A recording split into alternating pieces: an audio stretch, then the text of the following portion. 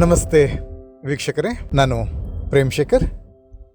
ದೇಶ್ ಪರದೇಶಿಗೆ ನಿಮಗೆ ಮತ್ತೊಮ್ಮೆ ಸ್ವಾಗತ. ಗಣರಾಜ್ಯೋತ್ಸವ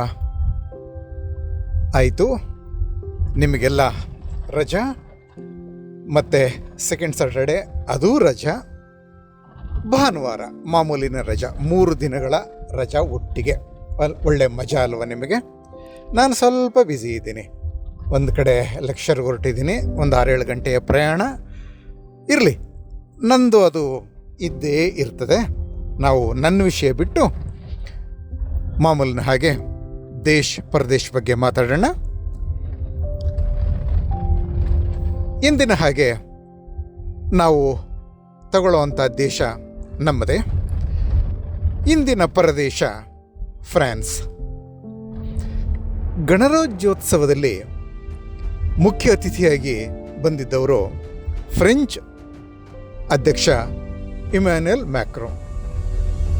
ನೀವೆಲ್ಲ ನೋಡಿದ್ರಿ ಅದನ್ನು. ಫ್ರೆಂಚ್ ಅಧ್ಯಕ್ಷರು ನಮ್ಮ ಗಣರಾಜ್ಯೋತ್ಸವ ಸಮಾರಂಭಕ್ಕೆ ಅತಿಥಿಯಾಗಿ ಬರೋದು ಯಾಕೆ ನಮಗೆ ಮುಖ್ಯ ಆಗ್ತದೆ? ಇದಕ್ಕೆ ಒಂದಕ್ಕಿಂತ ಹೆಚ್ಚು ಕಾರಣಗಳಿವೆ. ಇದುವರೆಗೆ ನಮ್ಮ ಪ್ರತಿ ಗಣರಾಜ್ಯ ಉತ್ಸವಕ್ಕೂ 50ರ ದಶಕದಲ್ಲಿ 1-2 ಸಲ ಬಿಟ್ಟು, ಮತ್ತು ಮೊನ್ನೆ ಕೋವಿಡ್ ಸಮಯದಲ್ಲಿ ಅದರ ಹೊರತುಪಡಿಸಿದ್ರೆ ಪ್ರತಿ ವರ್ಷ ವಿದೇಶಿ ನಾಯಕರೊಬ್ಬರು ಅತಿಥಿಯಾಗಿ ಬರ್ತಾರೆ. ಒಂದು ಸಲ ಪಾಕಿಸ್ತಾನದ ಪ್ರಧಾನಮಂತ್ರಿ ಮೊಹಮ್ಮದ್ ಆಲಿ ಸಹ ನಮ್ಮ ಗಣರಾಜ್ಯೋತ್ಸವ ಸಮಾರಂಭಕ್ಕೆ ಮುಖ್ಯ ಅತಿಥಿಯಾಗಿ ಬಂದಿದ್ದರು. ಹಾಗಿರುವಾಗ ಈ ಫ್ರೆಂಚ್ ಅಧ್ಯಕ್ಷರು ಬರೋದು ಏನು ದೊಡ್ಡ ವಿಷಯವಾ? ನೀವು ಕೇಳ್ಬೋದು. ಸ್ವಲ್ಪ ದೊಡ್ಡ ವಿಷಯನೇ. ಯಾಕೆ ಅಂದರೆ ಇದುವರೆಗೆ ನಮ್ಮ ಗಣರಾಜ್ಯೋತ್ಸವಗಳಿಗೆ 6 ಸಲ ಫ್ರೆಂಚ್ ನಾಯಕರು ಬಂದಿದ್ದಾರೆ. ಇದೊಂದು ರೆಕಾರ್ಡ್. ಅದರಲ್ಲಿ ಜಾಕ್ ಶಿರಾಕ್ 2 ಸಲ ಬಂದಿದ್ದಾರೆ. ಒಂದು ಸಲ ಪ್ರಧಾನಮಂತ್ರಿಯಾಗಿ, ಮತ್ತೊಂದು ಸಲ ಅಧ್ಯಕ್ಷರಾಗಿ. ಅದೂ ಸಹ ರೆಕಾರ್ಡ್. ಹೀಗಾಗಿ ಈ ವಿಷಯದ ಬಗ್ಗೆ ಮಾತಾಡಲೇಬೇಕಾಗ್ತದೆ ನಾವು. ಇಂಡಿಯಾ ಮತ್ತು ಫ್ರಾನ್ಸ್ ನಡುವೆ ಮೊದಲಿಂದನೂ ಒಂದು ರೀತಿಯ ವಿಶೇಷವಾದಂಥ ಒಂದು ಸಂಬಂಧ ಇದೆ. ನೋಡಿ, ನಮಗೆ ಸ್ವತಂತ್ರ ಬಂತು 47ರಲ್ಲಿ, ಬ್ರಿಟಿಷರು ಹೋದರು. ಆದರೂ ಕೆಲವು ವಿದೇಶಿ ಕಾಲೋನಿಗಳು ಇಲ್ಲಿ ಇದ್ದವು. ಫ್ರೆಂಚರು ಪಾಂಡಿಚೇರಿ, ಕಾರೈಕಲ್, ಮಾಹೆ, ಯಾನಾಮ್, ಚಂದ್ರನಗರ್ನಲ್ಲಿ, ಮತ್ತು ಪೋರ್ಚುಗೀಸರು ಗೋವಾ, ದಮನ್, ದಿಯು, ನಗರ್ ಹೆವೇಲಿ, ದಾದ್ರಾ ಅಲ್ಲಿ ಇದ್ದೇ ಇದ್ದರು. ಕೊನೆಗೆ ಅದನ್ನೆಲ್ಲ ನಾವು ಪಡ್ಕೋಬೇಕಾದ್ರೆ ಪೋರ್ಚುಗೀಸರ ಜೊತೆ ಒಂದು ಯುದ್ಧ ಮಾಡಬೇಕಾಯಿತು. ನಮ್ಮ ಸೇನಾ ಕಾರ್ಯಾಚರಣೆ ನಡೀತು. ಓಕೆ, ಆದರೆ ಫ್ರಾನ್ಸ್ನಿಂದ ನಮ್ಮ ಪಾಂಡಿಚೇರಿ ಮತ್ತಿತರ ವಸಾಹತುಗಳನ್ನ ಪಡ್ಕೋಬೇಕಾದ್ರೆ ಪ್ರದೇಶಗಳನ್ನು ನಾವು ಯುದ್ಧ ಮಾಡಲಿಲ್ಲ. ಕೂತು ಮಾತಾಡಿ ಒಳ್ಳೆ ಹುಡುಗರ ಥರ ಒಂದು ಅಗ್ರಿಮೆಂಟ್ ಮಾಡಿಕೊಂಡು ಅವುಗಳನ್ನ ನಾವು ಪಡ್ಕೊಂಡ್ವಿ. ಫ್ರೆಂಚ್ ಸರ್ಕಾರ, ಫ್ರೆಂಚ್ ಅಧಿಕಾರಿಗಳು ಎಲ್ಲರೂ ನಗುತ್ತಾ ಇಲ್ಲಿಂದ ಹೋದರು. ಓಕೆ, ಅನಂತರವೂ ಸಹ ಪಾಂಡಿಚೇರಿ ಮತ್ತು ಫ್ರಾನ್ಸ್ ನಡುವೆ ಒಳ್ಳೆಯ ಕಾಂಟ್ಯಾಕ್ಟ್ ಇದೆ. ಅದು ಮತ್ತೊಂದು ಸಲ ನಾನು ನಿಮಗೆ ವಿವರವಾಗಿ ಹೇಳ್ತೀನಿ. ಅದೊಂದು ವಿಶೇಷವಾದಂಥ ಒಂದು ಸಂಬಂಧ ಪಾಂಡಿಚೇರಿ ಮತ್ತು ಫ್ರಾನ್ಸ್ ನಡುವೆ. ಈಗ ಸಮಯ ಅದಕ್ಕಿಲ್ಲ, ಇನ್ನೊಮ್ಮೆ ವಿವರವಾಗಿ ಹೇಳ್ತೀನಿ. ಈಗ ನಾವು ಈ ಫ್ರೆಂಚ್ ಸರ್ಕಾರ ಮತ್ತು ಆ ಸರ್ಕಾರ ಭಾರತಕ್ಕೆ ತೋರಿಸುವಂಥ ಒಂದು ರೀತಿಯ ಕೆಲವು ರಿಯಾಯಿತಿಗಳು, ಕೆಲವು ವಿಶೇಷ ನೀತಿಗಳು, ಇದರ ಬಗ್ಗೆ ನಾವು ಮಾತಾಡುವ. ನೋಡಿ, ಅದೇ ಪಾಂಡಿಚೇರಿನ ನಾವು ಶಾಂತಿಯುತವಾಗಿ ಪಡ್ಕೊಂಡ್ವಿ ಫ್ರಾನ್ಸಿಂದ ಅಂತ ನಾನು ನಿಮಗೆ ಹೇಳಿದೆ. ಆಮೇಲೆ ಏನಾಯಿತು, 71ರ ಯುದ್ಧದ ಸಮಯದಲ್ಲಿ ಸ್ವಲ್ಪ ಮಾತ್ರ ಗಡಬಡಾಯಿತು. ನಾವು ಪಾಕಿಸ್ತಾನದ ವಿರುದ್ಧ ಯುದ್ಧ ಮಾಡೋಕ್ಕೆ ಶುರು ಮಾಡಿದಾಗ ಆ ಸೋವಿಯತ್ ಯೂನಿಯನ್ ನಮ್ಮ ಕಡೆ ಇದೆ ಅನ್ನೋ ಕಾರಣಕ್ಕಾಗಿ ಪಶ್ಚಿಮದ ದೇಶಗಳೆಲ್ಲ ನಮ್ಮ ವಿರುದ್ಧ ನಿಂತವು. ಅಮೆರಿಕ, ಬ್ರಿಟನ್, ಆಗ ಇವನ್ ಫ್ರಾನ್ಸ್ ಸಹ ಸ್ವಲ್ಪ ಆ ಕಡೆಗೆ ವಾಲಿತ್ತು. ಓಕೆ, ಅದು ಕೇವಲ ತಾತ್ಕಾಲಿಕ ಆಯಿತಾ. ಆದರೆ ಕೆಲವೇ ವರ್ಷಗಳಲ್ಲಿ ಫ್ರಾನ್ಸ್ ಮತ್ತೆ ನಮಗೆ ಘನಿಷ್ಠ ಮಿತ್ರ ಆಯಿತು. 75ರ ಜೂನ್ನಲ್ಲಿ ಇಂದಿರಾ ಗಾಂಧಿ ಎಮರ್ಜೆನ್ಸಿ ಡಿಕ್ಲೇರ್ ಮಾಡಿದ್ರು, ನಿಮಗೆ ನೆನಪಿರ್ಬೋದು. ಆಗಲೂ ಸಹ ಪಶ್ಚಿಮದ ಎಲ್ಲ ದೇಶಗಳು ನಮ್ಮನ್ನು ದೂರ ಇಟ್ಬಿಟ್ಟವು. ಡೆಮೋಕ್ರಸಿಯಲ್ಲಿ ಹತ್ಯೆಗೊಳಗಾಗಿದೆ ಇಂಡಿಯಾದಲ್ಲಿ ಅಂತೆಲ್ಲ ಕೂಗೆತ್ತಿ ನಮ್ಮ ಎಲ್ಲ ವೇದಿಕೆಗಳಲ್ಲೂ ಭಾರತವನ್ನು ಅದು ಟೀಕೆ ಮಾಡೋದಕ್ಕೆ ಶುರು ಮಾಡಿದ್ವು. ಆದರೆ ಫ್ರಾನ್ಸ್ ಆ ಗುಂಪಿಗೆ ಸೇರಲಿಲ್ಲ. ಇಂಪಾರ್ಟೆಂಟ್ ವೆಸ್ಟರ್ನ್ ಪವರ್ ಆಗಿದ್ದರು. UN P5ನಲ್ಲಿ ಒಂದಾಗಿದ್ದರು. ಫ್ರಾನ್ಸ್ ಉಳಿದವುಗಳ ಜೊತೆ ಸೇರಲಿಲ್ಲ. ಬದಲಾಗಿ 1976 ರಿಪಬ್ಲಿಕ್ ಡೇ ಇದಕ್ಕೆ ಉತ್ಸವಕ್ಕೆ ಫ್ರೆಂಚ್ ಪ್ರಧಾನಿ ಜಾಕ್ ಶಿರಾಕ್ ಖುಷಿಯಿಂದ ಅತಿಥಿಯಾಗಿ ಬಂದರು. ಇಂದಿರಾ ಗಾಂಧಿ ಅವರನ್ನು ಇನ್ವೈಟ್ ಮಾಡಿದಾಗ ಅಮೆರಿಕನ್ ಪ್ರೆಸಿಡೆಂಟ್ ಅಥವಾ ಬ್ರಿಟಿಷ್ ಪ್ರೈಮ್ ಮಿನಿಸ್ಟರ್ ಥರ ಇಲ್ಲ ನಾನು ಬರೋದಿಲ್ಲ ಹಾಗೆ ಹೀಗೆ ಅಂತ ಏನೂ ಹೇಳಲಿಲ್ಲ.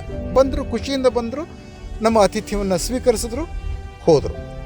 ಆನಂತರ 2 ವರ್ಷಗಳ ನಂತರ 78ರಲ್ಲಿ, ಅಂದರೆ 74ರಲ್ಲೇ ನಾವು ನ್ಯೂಕ್ಲಿಯರ್ ಟೆಸ್ಟ್ ಮಾಡಿದ್ವಲ್ಲ, ಅದನ್ನು ವಿರೋಧಿಸಿ ಅಮೆರಿಕ ಏನು ಮಾಡ್ತು, ತಾನು 63ರಲ್ಲಿ ಮಾಡ್ಕೊಂಡಿದ್ದಂಥ ಒಂದು ಅಗ್ರಿಮೆಂಟನ್ನು 15 ವರ್ಷಗಳ ಅಗ್ರಿಮೆಂಟ್ ಮುಗಿದ ಕೂಡಲೇ, ಅಂದರೆ 78ರಲ್ಲಿ ಮುಗಿದ ಕೂಡಲೇ ನಮಗೆ ನಮ್ಮ ತಾರಾಪುರ್ ರಿಯಾಕ್ಟರ್ಗೆ ಎನ್ರಿಚ್ಡ್ ಯುರೇನಿಯಂ ಸಪ್ಲೈ ಮಾಡೋದನ್ನು ನಿಲ್ಲಿಸ್ಬಿಡ್ತು. ಆದರೆ ಫ್ರಾನ್ಸ್ ಮುಂದೆ ಬಂತು, ನಮಗೆ ಬೇಕಾದ ಎನ್ರಿಚ್ಡ್ ಯುರೇನಿಯಮನ್ನು ಫ್ರಾನ್ಸ್ ಕೊಡ್ತು. ಹೀಗಾಗಿ ತಾರಾಪುರ್ ಪವರ್ ಪ್ಲಾಂಟ್ ಕಂಟಿನ್ಯೂ ಆಗಿ ಕೆಲಸ ಮಾಡೋದಕ್ಕೆ ಸಾಧ್ಯ ಆಯಿತು. ಇದು ಫ್ರಾನ್ಸ್ ನಮಗೆ ತೋರಿಸಿದಂಥ ಒಂದು ಸ್ನೇಹ. ಅನಂತರ 80ರ ಸುಮಾರಿಗೆ ಅಮೆರಿಕನ್ಸ್ ನಮಗೆ ಯಾವುದೇ ಒಂದು ವಿಶೇಷವಾದಂಥ ಫೈಟರ್ ಬಾಂಬರನ್ನು ಕೊಡದೇ ಇರುವಾಗ ಫ್ರಾನ್ಸ್ ನಮಗೆ ಮಿರಾಜ್ 2000 ಫೈಟರ್ ಬಾಂಬರ್ಗಳನ್ನು ಸಪ್ಲೈ ಮಾಡಿತು. ಓಕೆ, ಅದು ಈಗಲೂ ಸಹ ನಮ್ಮ ವಾಯುಸೇನೆಯ ಬಳಕೆಯಲ್ಲಿದೆ. ಸೊ ವೆಸ್ಟರ್ನ್ ಪವರ್ಸ್ ಮುಖ್ಯವಾಗಿ ಅಮೆರಿಕ ನಮ್ಮನ್ನು ವಿರೋಧಿಸಿದಾಗ ನಮ್ಮನ್ನು ಕೈ ಬಿಟ್ಟಾಗಿಲ್ಲ, ಬ್ರಿಟನ್ ಸಹ ಅಮೆರಿಕದ ಮಾತು ಕೇಳಿಕೊಂಡು ನಮ್ಮಿಂದ ದೂರ ಹೋದಾಗೆಲ್ಲ ಫ್ರಾನ್ಸ್ ನಮ್ಮ ಹತ್ತಿರಕ್ಕೆ ಬಂದಿದೆ. ಇನ್ನು ಇತ್ತೀಚೆಗೆ ಬರೋದೇ ಆದರೆ ನಾವು ಫ್ರಾನ್ಸಿಂದ 36 ರಫೇಲ್ ಫೈಟರ್ ಬಾಂಬರ್ಗಳನ್ನ ತಗೊಂಡಿದ್ದೀವಿ. ಆನಂತರ ಈಗ ಮತ್ತೆ ನಮ್ಮ ನೇವಿಗೆ ಇನ್ನೂ 26 ರಫೇಲ್ ನೇವಲ್ ಏರ್ಕ್ರಾಫ್ಟ್ಗಳನ್ನ ತಗೊಳ್ಳೋದಕ್ಕೆ ಒಪ್ಪಂದ ಮಾಡ್ಕೊಂಡಿದ್ದೀವಿ. ಅಷ್ಟೇ ಅಲ್ಲ, ನಮ್ಮಲ್ಲೇ ತಯಾರಾಗುವಂಥ ಅಸಾಲ್ಟ್ ಹೆಲಿಕಾಪ್ಟರ್ಗಳಿಗೆ ಎಂಜಿನ್ಗಳನ್ನು ಫ್ರೆಂಚ್ ಟೆಕ್ನಾಲಜಿ ಉಪಯೋಗಿಸಿ ತಯಾರಿಸುವಂಥ ಎಂಜಿನ್ಗಳನ್ನು ಭಾರತದಲ್ಲೇ ತಯಾರು ಮಾಡುವಂಥ ಒಂದು ಅಗ್ರಿಮೆಂಟ್ಗೂ ಸಹ ನಾವು ಬಂದಿದ್ದೀವಿ. ಹೀಗೆ ಹಲವಾರು ಸಮಯದಲ್ಲಿ ಫ್ರಾನ್ಸ್ ನಮ್ಮ ಪರವಾಗಿ ನಿಂತಿದೆ. ನಮ್ಮ ಬೇಕಾದಂಥ ಒಂದು ಡಿಪ್ಲೊಮ್ಯಾಟಿಕ್ ಇರಲಿ ಅಥವಾ ಸ್ಟ್ರಾಟಜಿಕ್ ಇರಲಿ ಅಥವಾ ಈ ಒಂದು ಮಿಲಿಟರಿ ಕೋಆಪರೇಷನ್ ಇರಲಿ, ಫ್ರಾನ್ಸ್ ನಮಗೆ ಮಾಡ್ತಾನೇ ಇದೆ. ಇವನ್ 1998ಅಲ್ಲಿ ಅದೇ ಜಾಕ್ ಶಿರಾಕ್ ಪ್ರೆಸಿಡೆಂಟ್ ಆದಾಗ ಮತ್ತೆ ಬಂದರು. ಆವಾಗ ಸಹ ಅವರು ಇಂಡಿಯಾ ಮತ್ತು ಫ್ರಾನ್ಸ್ ನಡುವೆ ಸ್ಟ್ರಾಟಜಿಕ್ ಕೋಆಪರೇಷನ್ಗೆ ಸಹಿ ಹಾಕಿದ್ರು. ಸೊ ಹೀಗೆ ಫ್ರಾನ್ಸ್ ಅಲ್ಲಿ ಯಾವುದೇ ಸರ್ಕಾರ ಇರಲಿ, ಇವನ್ ಸೋಷಿಯಲಿಸ್ಟ್ ಸರ್ಕಾರ ಇರಲಿ ಅಥವಾ ಕನ್ಸರ್ವೇಟಿವ್ ಸರ್ಕಾರ ಇರಲಿ, ಎಲ್ಲ ಸಮಯದಲ್ಲೂ ಅದರ ನೀತಿ ನಮ್ಮ ಕಡೆಗೆ ಬದಲಾಗಿಲ್ಲ. ಈಗ ರಫೇಲ್ ಫೈಟರ್ ಬಾಂಬರ್ಗಳ ಸಪ್ಲೈಗೆ ನಾವು ಅಗ್ರಿಮೆಂಟ್ ಮಾಡಿಕೊಂಡಾಗ ಅಲ್ಲಿದ್ದವರು ಫ್ರಾನ್ಸ್ವಾ ಹೋಲಾಂಡ್ ಪ್ರೆಸಿಡೆಂಟ್, ಅವರು ಸೋಷಿಯಲಿಸ್ಟ್ ಪ್ರೆಸಿಡೆಂಟ್, ಆವಾಗ ಒಪ್ಪಂದ ಆಯಿತು. ಈಗಿರೋರು ಕನ್ಸರ್ವೇಟಿವ್ ಪ್ರೆಸಿಡೆಂಟ್ ಇಮ್ಯಾನ್ಯುಯಲ್ ಮ್ಯಾಕ್ರೋ, ಆಗ ಸಪ್ಲೈ ಆಯಿತು. ಮತ್ತು ನೇವಿಗೂ ಸಹ ನಾವು ಬಾಂಬರ್ಗಳನ್ನ ತಗೊಳ್ಳೋದಕ್ಕೆ ಒಪ್ಪಂದ ಮಾಡ್ಕೊಂಡಿದ್ದೀವಿ. ಅಂದರೆ ಫ್ರಾನ್ಸ್ನಲ್ಲಿ ಯಾವುದೇ ಗವರ್ನಮೆಂಟ್ ಇರಲಿ, ಸೋಷಲಿಸ್ಟ್ ಇರಲಿ, ಕನ್ಸರ್ವೇಟಿವ್ ಇರಲಿ, ನಮ್ಮ ಬಗ್ಗೆ ಫ್ರಾನ್ಸ್ನ ನೀತಿ ಬದಲಾಗಿಲ್ಲ. ಹೀಗಾಗಿ ಆ ದೇಶದ 6 ಸಲ ನಮ್ಮ ದೇಶಕ್ಕೆ ನಮ್ಮ ಗಣರಾಜ್ಯೋತ್ಸವಕ್ಕೆ ವಿಶೇಷ ಅತಿಥಿಯಾಗಿ ಬಂದಿದ್ದಾರೆ. ಮೊದಲು ಹೇಳಿದ ರೀತಿ ಶಿರಾಕ್ 2 ಸಲ, ಒಮ್ಮೆ ಪ್ರಧಾನಮಂತ್ರಿಯಾಗಿ, ಒಮ್ಮೆ ಅಧ್ಯಕ್ಷರಾಗಿ. ಇದು ಕಣ್ಣಿಗೆ ಕಾಣುವಂಥ ಸತ್ಯ. ಕಣ್ಣಿಗೆ ಕಾಣದೇ ಇರುವಂಥ ಒಂದು ಸತ್ಯ ಇದೆ, ಅದನ್ನು ಹೇಳಲ್ಲ. ಫ್ರಾನ್ಸ್ ಇಷ್ಟೆಲ್ಲ ನಮಗೆ ಮಾಡ್ತಾ ಇರೋದು ತಾನಾಗಿಯೇ ಮಾಡ್ತಾ ಇದೆಯಾ ಅಥವಾ ಯಾರಾದರೂ ಹೇಳ್ಕೊಡ್ತಾ ಇದ್ದಾರಾ? ಅದು ವೆಸ್ಟರ್ನ್ ಪವರ್ ಆಗಿದ್ದು ಅಮೆರಿಕಾದ ಅಲೈ ಆಗಿದೆ ನ್ಯಾಟೋದಲ್ಲಿ. ಹಾಗಿದ್ದೂ ಸಹ ಅಮೆರಿಕಾದ ನೀತಿಗೆ ವಿರುದ್ಧವಾಗಿ ಅಮೆರಿಕಾವನ್ನು ವಿರೋಧಿಸಿ ಸಹ ಅದು ನಮ್ಮ ಜೊತೆ ಯಾಕೆ ಮತ್ತೆ ಮತ್ತೆ ಸೇರ್ತಾ ಇದೆ ಫ್ರಾನ್ಸ್? ಒಂದು ಊಹೆ ಅಂದರೆ ಕೆಲವು ಸತ್ಯದ ಆಧಾರದ ಮೇಲೆ ನಾನು ಒಂದು ಊಹೆ ಮಾಡ್ತಾ ಇದ್ದೀನಿ. ಅಮೆರಿಕದ ಒಂದು ನೀತಿ ಇದೆ, ಅವ್ರೊಂದು ಸ್ಟೇಟೆಡ್ ಪಾಲಿಸಿ ಇದೆಯಲ್ಲ ಅಮೆರಿಕನ್ ಗವರ್ನಮೆಂಟ್ದು, ಅದಕ್ಕೆ ಯಾವಾಗಲೂ ಅಂಟ್ಕೋತಾರೆ. ಹಾಗಂತ ತಮ್ಮ ಅನುಕೂಲವಾಗುವಂಥ ಕೆಲಸಗಳನ್ನ ಬಿಟ್ಟುಕೊಡೋದಿಲ್ಲ. ಈಗ ಅವ್ರ ಸ್ಟೇಟೆಡ್ ಪಾಲಿಸಿ ಏನಿತ್ತು 50ಸ್ನಲ್ಲಿ, ಕಮ್ಯುನಿಸ್ಟ್ ಚೈನಾವನ್ನು ಎಷ್ಟು ಸಾಧ್ಯವಷ್ಟು ವಿರೋಧಿಸಬೇಕು ಅಂತ ಆಯಿತು, ವಿರೋಧಿಸ್ತಾ ಇದ್ರು. ಆದರೆ ಪಾಕಿಸ್ತಾನ ಅಮೆರಿಕಾದ ಮಿಲಿಟರಿ ಅಲಾಯ್ ಸೆಂಟೋದಲ್ಲಿ, ಸಿಯಾಟೋದಲ್ಲಿ ಅದರ ಜೊತೆ ಇದ್ದದ್ದು. ಆ ಪಾಕಿಸ್ತಾನ ಚೈನಾ ಜೊತೆಲಿ ಒಂದು ವೆರಿ ಕ್ಲೋಸ್ ಫ್ರೆಂಡ್ಶಿಪ್ ಮಾಡಿಕೊಂಡಾಗ ಅಮೆರಿಕ ಅದನ್ನು ವಿರೋಧಿಸಲಿಲ್ಲ ಮತ್ತು ಪಾಕಿಸ್ತಾನವನ್ನು ಸೀಕ್ರೆಟಾಗಿ ಎನ್ಕರೇಜ್ ಮಾಡಿತು. ಅಂದರೆ ತನ್ನ ವಿರೋಧಿ ಚೈನಾ ಜೊತೆ ತನ್ನ ಮಿತ್ರ ಪಾಕಿಸ್ತಾನ ಅಷ್ಟು ಹತ್ತಿರ ಹೋಗೋದಕ್ಕೆ ಅಮೆರಿಕ ಯಾಕೆ ಅಬ್ಜೆಕ್ಟ್ ಮಾಡಲಿಲ್ಲ? ಕಾರಣ ಸರಳ, ಎಂಥ ಒಂದು ವಿರೋಧ ವೈಮನಸ್ಯದ ಸಮಯದಲ್ಲೂ ಸಹ ಶತ್ರುವಿನ ಜೊತೆ ಮಾತಾಡೋದಕ್ಕೆ ಒಂದು ಕಿಟಕಿ ಓಪನ್ ಆಗಿರಬೇಕು. ಇದು ಅಮೆರಿಕಾದ ನೀತಿ. ಅವ್ರು ಹೇಳೋದಿಲ್ಲ ಅದನ್ನು, ಆದರೆ ನಾನು ನಿಮಗೆ ಹೇಳ್ತಾ ಇದ್ದೀನಿ ನೀತಿ. ಹೀಗಾಗಿ ಯಾವುದೇ ಸಂದರ್ಭದಲ್ಲಿ ಚೈನಾ ಜೊತೆ ಮಾತಾಡಬೇಕಾದ್ರೆ ನಾವು ನೇರ ಮಾತಾಡೋದಕ್ಕಾಗಲ್ಲ, ಪಾಕಿಸ್ತಾನದ ಮೂಲಕ ಮಾತಾಡ್ಬೋದು. ಪಾಕಿಸ್ತಾನ ಒಂದು ಕಿಟಕಿಯಾಗಿ ನಮಗೆ ಲಭ್ಯ ಇರಲಿ ಅಂತ ಪಾಕಿಸ್ತಾನವನ್ನು ಎನ್ಕರೇಜ್ ಮಾಡ್ತು ಅಮೆರಿಕ. ಆಯಿತಾ, ಕೊನೆಗೆ ಅದು ಅನುಕೂಲ ಆಯಿತು. ಕೊನೆಗೆ 71ನಲ್ಲಿ ಚೈನಾ ಮತ್ತು ಅಮೆರಿಕ ಮಧ್ಯೆ ಆ ರೆಪ್ರೋಚ್ಮೆಂಟ್ ಆಗೋದಕ್ಕೆ ಕಾರಣ ಆದದ್ದೇ ಪಾಕಿಸ್ತಾನ. ಇದೇ ಕೆಲಸವನ್ನು ಅಮೆರಿಕ ಫ್ರಾನ್ಸ್ ಜೊತೆನಲ್ಲೂ ಮಾಡ್ತಾ ಇರ್ಬೋದು, ಇದೆ ಅಂತಲೇ ನಾನು ಹೇಳ್ತೀನಿ. ಯಾಕಂದರೆ ಇಡೀ ವೆಸ್ಟರ್ನ್ ಪವರ್ಸ್ ಎಮರ್ಜೆನ್ಸಿ ವಿಷಯದಲ್ಲಿ ನಮ್ಮ ವಿರುದ್ಧ ನಿಂತಾಗ ಭಾರತವನ್ನು ಪೂರ್ತಿ ಕೈ ಬಿಡಬಾರ್ದು, ಒಂದು ಕಿಟಕಿ ಓಪನ್ ಆಗಿರಬೇಕು ಭಾರತದ ಕಡೆಗೆ. ಆಗ ಫ್ರಾನ್ಸನ್ನು ಉಪಯೋಗಿಸ್ಕೊಂಡಿದೆ ಅಮೆರಿಕ. ಅದು ಸ್ಪಷ್ಟವಾಗಿ ನಮಗೆ ಗೊತ್ತಾಗೋದು ಯಾವಾಗ ಗೊತ್ತಾ, 78 ತಾರಾಪುರ್ ಪವರ್ ಪ್ಲಾಂಟ್ಗೆ ಅಮೆರಿಕ ನ್ಯೂಕ್ಲಿಯರ್ ಯುರೇನಿಯಂ ಸಪ್ಲೈ ಮಾಡೋದನ್ನು ನಿಲ್ಲಿಸಿದಾಗ ನಮಗೆ ಅದನ್ನು ಸಪ್ಲೈ ಮಾಡೋದಕ್ಕೆ ಅಮೆರಿಕ ಫ್ರಾನ್ಸ್ಗೆ ಹೇಳಿದ್ದು ಸೀಕ್ರೆಟಾಗಿ, ಓಪನಾಗಿ ಹೇಳಲಿಲ್ಲ. ಇಂಥವೆಲ್ಲ ಓಪನಾಗಿ ನಡೆಯೋದಿಲ್ಲ, ಆದರೆ ಇದನ್ನು ಯಾವಾಗಲೂ ಗಮನಿಸ್ತೇನೆ ಇರ್ತೀವಲ್ಲ, ನಮ್ಮಂಥವ್ರಿಗೆ ಇದು ಗೊತ್ತಾಗ್ತದೆ. ಆಯಿತಾ, ಅಮೆರಿಕ ಹೇಳಿಯೇ ಸೀಕ್ರೆಟಾಗಿ ಫ್ರಾನ್ಸ್ಗೆ ಸಪ್ಲೈ ಮಾಡೋದಕ್ಕೆ ಹೇಳ್ತು. ಆಯಿತಾ, ಹೀಗಾಗಿ ಏನಾಗಿದೆ, ಅಮೆರಿಕಾದ ನೀತಿಯೂ ಉಳ್ಕೊಳ್ತು. ಅದ್ರ ಜೊತೆಯಲ್ಲಿ ಇಂಡಿಯಾನ ಸಂಪೂರ್ಣವಾಗಿ ಪಶ್ಚಿಮದ ಪವರ್ಗಳು ದೂರನೂ ಮಾಡಿಕೊಳ್ಳಿಲ್ಲ. ಆಯ್ತಲ್ಲ. ಆಮೇಲೆ ಅಮೆರಿಕ ತಂದೆ ಯಾವುದೇ ಫೈಟರ್ ಬಾಂಬರ್ಗಳನ್ನ ಕೊಡ್ತಾ ಇರುವಾಗ ಫ್ರಾನ್ಸ್ ಕೊಡ್ತು. ಯಾಕೆ, ಅದರ ಹಿಂದೆನೂ ಅಮೆರಿಕ ಇರೋ ಸಾಧ್ಯತೆ ಇದೆ. ಓಕೆ, ಭಾರತವನ್ನು ಪೂರ್ತಿಗೆ ಕೈ ಬಿಟ್ಟು ಬಿಡಬಾರದು. ಹೀಗಾಗಿ ಅಮೆರಿಕದ ನೀತಿಗನುಗುಣವಾಗಿ ಆ ದೇಶ ಕೊಡದೇ ಇರ್ಬೋದು, ಆದರೆ ಫ್ರಾನ್ಸ್ಗೆ ಇಂಥ ಯಾವುದೇ ನಿಯಮಗಳಿಲ್ಲ. ಸೊ ಫ್ರಾನ್ಸನ್ನು ಉಪಯೋಗಿಸ್ಕೊಂಡು ಅಮೆರಿಕ ಇಂಡಿಯಾ ಜೊತೆ ಸಂಬಂಧನ ಬಿಹೈಂಡ್ ದ ಸ್ಕ್ರೀನ್ ಒಳ್ಳೆಯದಾಗಿ ಇಟ್ಕೊಂಡಿದೆ. ಆದರೆ ಈಗಿನ ವಿಷಯಕ್ಕೆ ಬಂದಾಗ ಸ್ವಲ್ಪ ಗಡ್ಬಡಿದೆ. ಈಗ ಅಮೆರಿಕ ಮತ್ತು ಫ್ರಾನ್ಸ್ ನಡುವೆ ಅಂಥ ಆತ್ಮೀಯ ಸಂಬಂಧ ಇಲ್ಲ. ಅದು 2021ನಲ್ಲಿ America, Britain, that's United Kingdom ಮತ್ತು US ಆಕಸ್ ಅಂತ ಒಂದು ಮಿಲಿಟರಿ ಅಲೈನ್ಸ್ ಮಾಡ್ಕೊಂಡವಲ್ಲ, ಇದ್ದಕ್ಕಿದ್ದಾಗೆ ಒಂದು ರೀತಿಯ ಒಂದು ಇಡೀ ಪ್ರಪಂಚಕ್ಕೆ ಒಂದು ಜೋಲ್ಟ್ ಥರ ಬಂತು. ಅದನ್ನು ಆಸ್ಟ್ರೇಲಿಯಾ ಜೊತೆ ಸೇರಿಕೊಂಡು ಅಮೆರಿಕ ಮತ್ತು ಬ್ರಿಟನ್ ಮಾಡಿಕೊಂಡಾಗ ಫ್ರಾನ್ಸನ್ನು ಹೊರಗಿಟ್ಬಿಟ್ಟು ಫ್ರಾನ್ಸ್ಗೆ ಏನನ್ನೂ ಹೇಳಲಿಲ್ಲ ಈ ಬಗ್ಗೆ. ಆವಾಗ ಆಸ್ಟ್ರೇಲಿಯಾ ಫ್ರಾನ್ಸಿಂದ ನ್ಯೂಕ್ಲಿಯರ್ ಸಬ್ಮಿರನ್ಗಳನ್ನ ಕೊಂಡುಕೊಳ್ಳೋದಕ್ಕೆ ಎಷ್ಟು ಹಣ ಗೊತ್ತಾ, ಅದಕ್ಕೆ $65 ಬಿಲಿಯನ್, ಹ್ಯೂಜ್ ಅಮೌಂಟ್ ಅಂತ ಒಪ್ಪಂದವನ್ನು ಆಸ್ಟ್ರೇಲಿಯಾ ಮಾಡಿಕೊಂಡಿತ್ತು ಫ್ರಾನ್ಸ್ ಜೊತೆಯಲ್ಲಿ. ಅದನ್ನು ರದ್ದು ಮಾಡಿಬಿಡ್ತು. ರದ್ದು ಮಾಡಿ ಅಮೆರಿಕದಿಂದ ಅದೇ ನ್ಯೂಕ್ಲಿಯರ್ ಸಬ್ಮಿರನ್ಗಳನ್ನ ಪಡ್ಕೊಳ್ಳೋದಕ್ಕೆ ಆಸ್ಟ್ರೇಲಿಯಾ ಒಪ್ಪಂದ ಮಾಡ್ಕೋತು.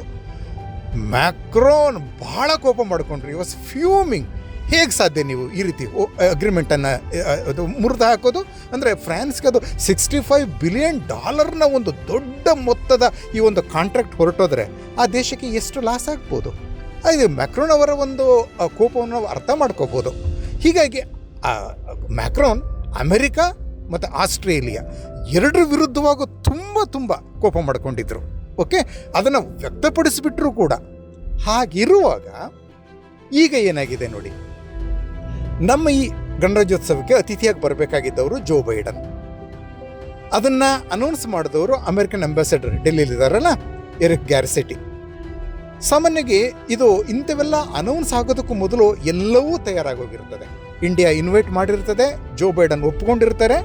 ಆ ನಂತರವೇ ಇದು ಮಾಧ್ಯಮಗಳಿಗೆ ವಿಷಯ ರಿಲೀಸ್ ಆಗೋದು, ಇಲ್ಲಾಂದ್ರೆ ಅದು ಮಾಡೋದಿಲ್ಲ. ಆದರೆ ಗ್ಯಾರ್ಸೆಟಿ ಈ ವಿಷಯವನ್ನು ಮಾಧ್ಯಮಗಳಿಗೆ ಹೇಳಿದ ನಂತರ ಜೋ ಬೈಡನ್ ನಾನು ಬರೋದಕ್ಕಾಗೋದಿಲ್ಲ ಅಂತ ಹೇಳಿಬಿಟ್ರು. ಕಾರಣ ಏನಿರ್ಬೋದು ನಮಗೆ ಗೊತ್ತಿಲ್ಲ. ಈಗ ಎಲೆಕ್ಷನ್ ಫೀವರ್ ಶುರು ಆಗ್ತಾ ಇದೆಯಲ್ಲ, ಬ್ಯುಸಿ ಇರ್ಬೋದು ಪಾಪ. ಮತ್ತು ಇದು ಎಲ್ಲ ಕಡೆ ಜೋ ಬೈಡನ್ ಹೋಗಿ ಏನೇನೋ ಅಲ್ಲಿ ಬಿದ್ದು, ಸ್ಟೇಜ್ ಮೇಲೆ ಬಿದ್ದು ಗಾಳಿಯಲ್ಲಿ ಕೈ ಆಡಿಸಿ ಯಾರಿಗೋ ಶೇಕ್ ಹ್ಯಾಂಡ್ ಮಾಡೋ ರೀತಿ ಮಾಡೋದು ರಿಯಾದ್ನಲ್ಲಿ, ಹೀಗೆಲ್ಲ ಮಾಡಿ ನಗೆಪಾಟ್ಲಿಗೆ ಆಗ್ತಾ ಇರುವಾಗ ಇಂಡಿಯಾ ಈಗ ಅದು ಮೋದಿಯವ್ರ ಎದುರಿಗೆ ಒಂದು ಸಲ ಮೋದಿಯವರೇ ನಡೆಸ್ಕೊಂಡೋಗಿದ್ರು ಆ್ಯಕ್ಚುಲಿ ಬೈಡನ್ ಒಂದು ಕಡೆ. ಹೀಗೆ ಇಂಥೆಲ್ಲ ಸಂದರ್ಭದಲ್ಲಿ ಮತ್ತೆ ಅವಮಾನ ಆಗಬಾರ್ದು ಎಲೆಕ್ಷನ್ ಇಯರ್ನಲ್ಲಿ, ಆಗ ವೋಟರ್ಸ್ ನನ್ನ ವಿರುದ್ಧ ತಿರುಗಿ ಬಿಡಬಾರ್ದು, ನಾನೇನಾದ್ರು ಅಭಾಸ ಮಾಡಿಕೊಂಡ್ರೆ ಅನ್ನೋ ಕಾರಣಕ್ಕೆ ಬೈಡನ್ ಬಂದಿರಬಹುದು. ಅಥವಾ ಅದೇ ಆ ಖಲಿಸ್ತಾನ್ ಟೆರರಿಸ್ಟ್ ಗುರು ಪತ್ವಂತ್ ಸಿಂಗ್ ಪನ್ನು, ಅವನನ್ನು ಕೊಲ್ಲೋದಕ್ಕೆ ನಾವು ಪ್ಲ್ಯಾನ್ ಮಾಡಿದ್ದೀವಿ, ಇಂಡಿಯಾ ಪ್ಲ್ಯಾನ್ ಮಾಡಿದೆ ಅಂದ್ಕೊಂಡು ಅಮೆರಿಕನ್ ಕೋರ್ಟ್ ಏನೋ ಒಂದೇನೋ ಮಾಡಿದೆಯಲ್ಲ, ಆ ವಿಷಯದಲ್ಲಿ ಮತ್ತು ಇಂಡಿಯನ್ ಒಬ್ಬರನ್ನ ಜೆಕೋಸ್ಲೋವೇಕಿಯಾದಲ್ಲಿ ಅರೆಸ್ಟ್ ಮಾಡಿದ್ದಾರೆ. ಆಯಿತಾ, ಇದೆಲ್ಲ ನೋಡಿಕೊಂಡು ಸಂಬಂಧ ಸರಿ ಇಲ್ಲ ಅಂದ್ಕೊಂಡು ಜೋ ಬೈಡನ್ ನಿರಾಕರಿಸಿರ್ಬೋದು, ನಮಗೆ ಗೊತ್ತಿಲ್ಲ. ಆದರೆ ಫ್ಯಾಕ್ಟ್ ಏನು, ಆ ಮನುಷ್ಯ ಬರಲಿಲ್ಲ. ಬಂದದ್ದು ಯಾರು? French president macaron. ಅಂದರೆ ನಾನು ಹೋಗೋದಿಲ್ಲ, ನೀನು ಹೋಗು ಅಂತ ಬೈಡನ್ ಹೇಳಿರ್ಬೋದಾ? ಆ ಸಾಧ್ಯತೆ ಬಹುಶಃ ಇಲ್ಲ. ಅಂಥ ಒಂದು ಆತ್ಮೀಯತೆ ಈಗ ಇಲ್ಲ. ಹಿಂದೆ ಫ್ರಾನ್ಸ್ನ ಅಮೆರಿಕದ ಮಾತನ್ನು ಫ್ರಾನ್ಸ್ ಕೇಳಿರ್ಬೋದು, ಆದರೆ ಈಗ ಅದೇ ಆಕಸ್ ವಿಷಯದಲ್ಲಿ ಮತ್ತು ಆ ದೊಡ್ಡ ಡೀಲನ್ನು ಕಳ್ಕೋತಲ್ಲ ಫ್ರಾನ್ಸ್ ಆಸ್ಟ್ರೇಲಿಯಾ ಜೊತೆಯಲ್ಲಿ, ಆ ಕಾರಣಕ್ಕಾಗಿ ಅಂಥ ಒಂದು ಆತ್ಮೀಯತೆ ಇಲ್ಲ ಫ್ರಾನ್ಸ್ ಮತ್ತು ಅಮೆರಿಕ ನಡುವೆ. ಹೀಗಾಗಿ ಅಮೆರಿಕದ ಮಾತು ಕೇಳಿ ಇಮ್ಯಾನ್ಯುಯಲ್ ಮ್ಯಾಕ್ರೋನ್ ಇಲ್ಲಿಗೆ ಬಂದಿಲ್ಲ. ಇಲ್ಲಿ ಏನಾಗಿದೆ ಅಂತ ಹೇಳಿದ್ರೆ, ಹಿಂದೆಲ್ಲ ಅಮೆರಿಕದ ಮಾತು ಕೇಳಿಯೇ ಫ್ರಾನ್ಸ್ ನಮ್ಮ ಜೊತೆಯಲ್ಲಿ ಒಳ್ಳೆ ಸಂಬಂಧ ಇಟ್ಕೋತಲ್ಲ, ಅಮೆರಿಕ ಕೊಡದೇ ಇದ್ದದನ್ನೆಲ್ಲ ನಮಗೆ ಕೊಡುತ್ತಲ್ಲ, ಆಗ ಫ್ರಾನ್ಸ್ನ ಆ ನೀತಿಯೇ ಆ ದೇಶವನ್ನು ನಮಗೆ ತುಂಬ ಹತ್ತಿರ ತಂದುಬಿಟ್ಟಿದೆ. ಫ್ರಾನ್ಸ್ ನಮಗೊಬ್ಬ ವಿಶ್ವಾಸಾರ್ಹ ಮಿತ್ರ. ಯಾವುದೇ ಸಂದರ್ಭದಲ್ಲಿ ನಾವು ಫ್ರಾನ್ಸನ್ನು ನಂಬಬಹುದು. ಬೇರೆಯವರೆಲ್ಲ ಕೈ ಬಿಟ್ಟಾಗ ಫ್ರಾನ್ಸ್ ನಮ್ಮ ಜೊತೆ ಇರ್ತದೆ ಅನ್ನೋ ಒಂದು ವಿಶ್ವಾಸ ನಮ್ಮಲ್ಲಿ ಮೂಡಿಬಿಟ್ಟಿದೆ. ಫ್ರಾನ್ಸ್ ಅಂತ ಒಂದು ವಿಶ್ವಾಸವನ್ನು ಗಳಿಸ್ಕೊಂಡಿದೆ. ಹೀಗಾಗಿ ಏನಾಗಿದೆ, ಅದರ ವಿಶ್ವಾಸದ ಮುಂದುವರಿಕೆಯಾಗಿ ಮ್ಯಾಕ್ರೋನ್ ನಮ್ಮಲ್ಲಿಗೆ ಅತಿಥಿಯಾಗಿ ಬಂದಿದ್ದಾರೆ. ಅವ್ರು ಹೇಳ್ಬೋದಾಗಿತ್ತು, ಜೋ ಬೈಡನ್ನ ನೀವು ಕರೆದದ್ದು, ಅವ್ರು ಬರೋದಿಲ್ಲ ಅಂತಂದಾಗ ನನ್ನನ್ನು ಒಂದು ಸ್ಟೇಪ್ನಾಗ ಇಟ್ಟುಕೊಂಡು ಉಪಯೋಗಿಸ್ತಾ ಇದ್ದೀರಾ ಅಂತ ಅವರು ಒಂದು ಅವರ ಈಗೋ ಮುಂದೆ ಬಂದು ಅವರು ನಾನು ಬರೋದಿಲ್ಲ ಅನ್ಬೋದಾಗಿತ್ತು. ಆದರೆ ಅವರು ಆ ರೀತಿ ಹೇಳಿಲ್ಲ. ಅಂದರೆ ಫ್ರಾನ್ಸ್ ಮತ್ತು ಇಂಡಿಯಾ ನಡುವಿನ ಸ್ನೇಹ ಇದೆಯಲ್ಲ, ಸಹಕಾರ, ಅದು ನನ್ನ ಪರ್ಸನಲ್ ಈಗೋಗಿಂತ ಮುಖ್ಯ ಅಂತ ಮ್ಯಾಕ್ರೋನ್ ಭಾವಿಸ್ತಾ ಇದ್ದಾರೆ. ಸೊ ಅಂಥ ಒಬ್ಬ ವಿದೇಶಿ ನಾಯಕ, ಅದು ಪಶ್ಚಿಮದ ನಾಯಕ, ನಮಗೂ ಸಹ ಮುಖ್ಯ ಆಗ್ತಾರೆ. ಮುಖ್ಯ ಅಂತ ಮೋದಿಯವರು ತೋರಿಸ್ಕೊಂಡಿದ್ದಾರೆ. ಅದನ್ನೆಲ್ಲ ಜೈಪುರದಲ್ಲಿ ಅವರ ನಡುವಿನ ನಡೆದಂಥ ಡೈಲಾಗ್ ಮತ್ತು ಈಗ ಆಗಿರುವಂಥ ಹಲವಾರು ಒಪ್ಪಂದಗಳು, ಅದರ ವಿವರ ಪ್ರಾರಂಭದಲ್ಲಿ ನಾನು ಕೊಟ್ಟಿದ್ದೀನಿ. ಸೊ ನಿಮಗೆಲ್ಲ ಗೊತ್ತಿದೆ. ಸೊ ಫ್ರಾನ್ಸ್ ನಮ್ಮ ಆಪತ್ ಬಾಂಧವ. ಪಶ್ಚಿಮದ ದೇಶಗಳು ನಮ್ಮನ್ನು ಕೈ ಬಿಟ್ಟಾಗೆಲ್ಲ ಫ್ರಾನ್ಸ್ ನಮ್ಮ ಜೊತೆ ಸೇರಿದೆ, ನಮ್ಮ ಜೊತೆ ನಿಂತಿದೆ. ಓಕೆ, ಅದು 76ರಲ್ಲೂ 78ರಲ್ಲೂ 98ರಲ್ಲೂ ನಡೆದಿದೆ ಮತ್ತು ಈಗಲೂ ನಡೀತಾ ಇದೆ. ಅದನ್ನು ನೀವು ಈಗ ನೋಡಿದ್ರಿ ಈ ಸಲದ ಗಣರಾಜ್ಯೋತ್ಸವದಲ್ಲಿ. ಸೊ ಇಷ್ಟು ಸಾಕಲ್ಲ ಈ ವಾರಕ್ಕೆ. ಸೊ ಮತ್ತೆ ಮುಂದಿನ ವಾರ ಬರ್ತೇನೆ. ಅಲ್ಲಿವರೆಗೆ ಟೇಕ್ ಕೇರ್, ಬಾಯ್.